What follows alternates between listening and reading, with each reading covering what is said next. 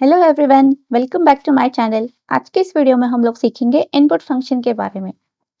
Input function in Python is used to take input from the user.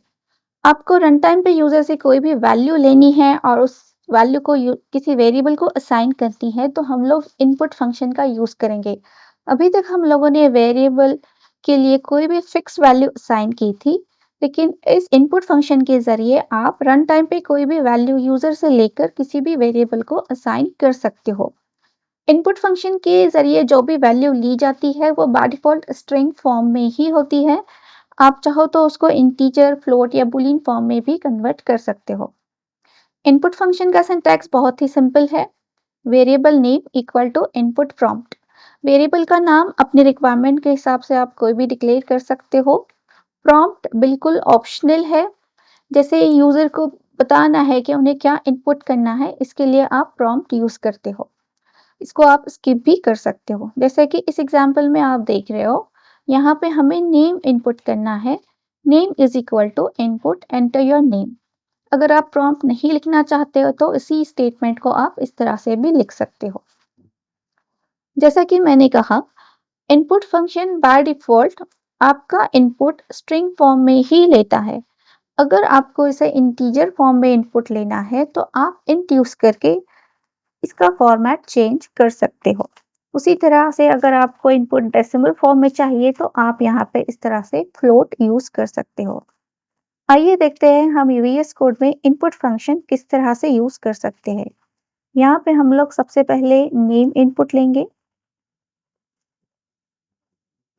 उसी तरह से as,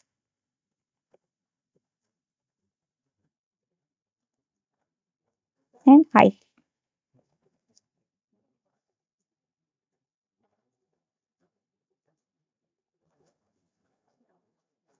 name हमें string form में ही चाहिए, इसलिए हम लोग इसका टाइप कास्टिंग नहीं करेंगे।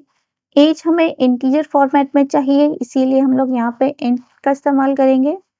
हाइट हमें डेसिमल फॉर्म में चाहिए, इसीलिए यहाँ पे हम लोग फ्लोट में टाइप कास्ट कर लेंगे। इन सारे वेरिएबल्स को प्रिंट करके चेक कर लेते हैं कि आपके सारे वैल्यूज, सारे इनपुट्स इन वेरिएबल्स में स्टोर हो गए हैं या नहीं। एक बार प्रोग्राम रन करके देख लीजिए।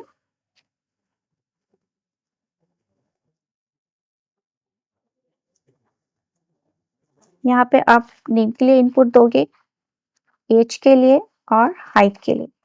तो आप देख रहे हो, आपने जो भी इनपुट दिया था वो वेरिएबल में स्टोर हो गया है, इसीलिए वो आपको ठीक से प्रिंट करके बता रहा है।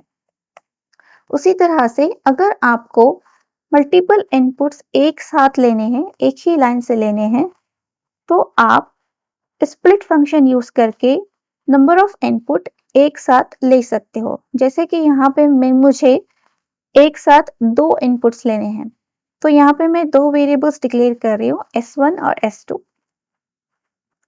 और यहाँ पे मेरा प्रॉम्प्ट रहेगा एंटर टू स्ट्रिंग्स। आप चाहो जितने भी स्ट्रिंग्स इनपुट ले लो, जितने भी स्ट्रिंग आप इनपुट ले रहे हो उतने ही वेरिएबल्स आपको डिक्लेयर करने पड़ेंगे। यहाँ पे मुझे दो ही स्ट्रिंग्स चाहिए, तो मैं कहूंगी enter two strings separated with space. तो जहां पे भी आपने स्पेस दे रखी है वहां से आपका इनपुट स्प्लिट हो जाएगा, सेपरेट हो जाएगा और वो डिफरेंट वेरिएबल्स में असाइन हो जाएगा। तो इस इनपुट को जहां पे भी स्पेस है वहां से स्प्लिट करने के लिए, सेपरेट करने के लिए हम लोग स्प्लिट फंक्शन का यूज करेंगे।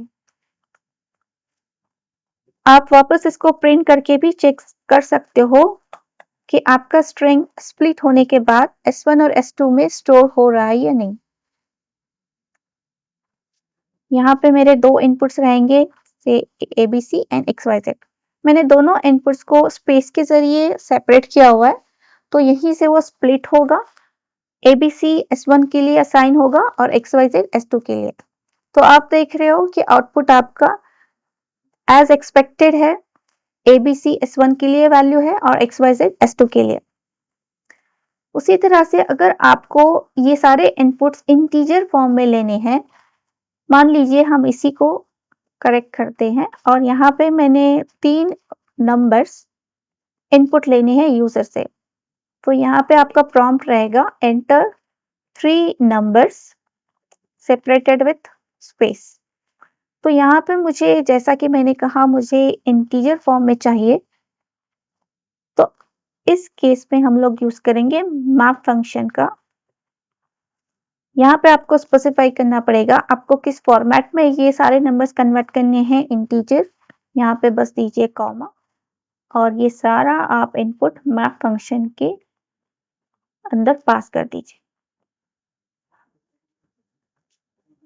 तो यहाँ पे आपका ये मैप फंक्शन क्लोज हो जाएगा। आप चेक कर सकते हो कि आपके सारे इनपुट्स इन सारे वेरिएबल्स में स्टोर प्रॉपरली हो रहे हैं नहीं। जब आप इसको रन करोगे तो आप देखोगे, यहाँ पे मैं 3 नंबर्स पास करती हूँ, तो आप देख रहे हो कि यहाँ पे सारे नंबर्स n1, n2 और n3 के लिए असाइन हो गए हैं।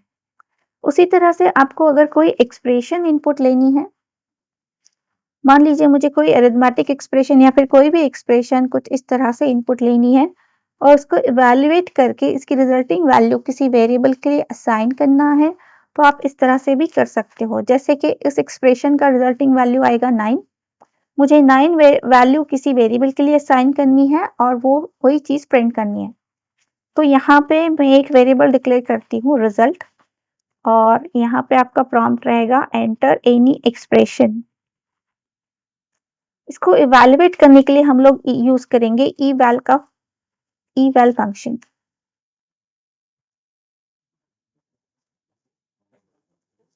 ये सारा इनपुट मैंने eval के लिए पास कर दिया और आप रिजल्ट प्रिंट करके चेक कर सकते हो। तो यहाँ पे एज ए इनपुट आप कोई भी एक्सप्रेशन डाल दीजिए, से 5 + 4, तो आपका रिजल्टिंग वैल्यू आएगा 9।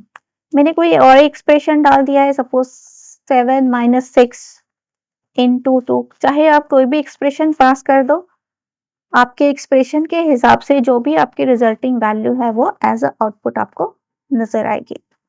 तो इस तरह से हम लोग डिफरेंट तरीके से इनपुट ले सकते हैं, चाहे आपको स्ट्रिंग इनपुट लेना हो, इंटीजर इनपुट लेना हो, डेसिमल इनपुट लेना हो, या फिर आपको मल्टीपल स्ट्रिंग को एक साथ इनपुट लेना हो, तो आप स्प्लिट फंक्शन यूज कर सकते हैं। अगर कोई एक्सप्रेशन आपको इनपुट लेना है तो आप eval फंक्शन यूज कर सकते हैं, या फिर आपको नंबर ऑफ इनपुट्स को इंटीजर में कन्वर्ट करना है तो आप मैप फंक्शन का यूज करके सारे इनपुट्स को इंटीजर में कन्वर्ट कर सकते हैं। आई होप ये वीडियो आपको अच्छी लगे। Thanks for watching. बाय।